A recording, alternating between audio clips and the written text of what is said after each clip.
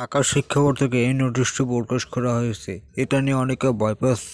তো এখানে তারা কি বলছে জরুরি বিজ্ঞপ্তিতে সেটা আমি জানিয়ে দেওয়ার চেষ্টা করতেছি। তো ভিডিওটি অবহেলা করে সম্পূর্ণ দেখবা, নমন ডিটেল ইউটিউব চ্যানেলটি সাবস্ক্রাইব করে রাখবা। তো দেখো, আজকে 14 নভেম্বর এই নোটিশটা প্রকাশ করছে।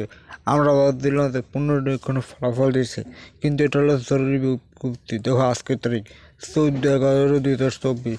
সংশ্লিষ্ট সকলের অবনতি জানা যাচ্ছে যে সামাজিক যোগাযোগ মাধ্যমে 2026-এর এসএসসি ও সমান পরীক্ষার পাঠ্যসূচি সম্পর্কিত পত্র প্রচারিত হয়েছে, যা ঢাকা শিক্ষা বোর্ড থেকে ইস্যুকৃত নয়।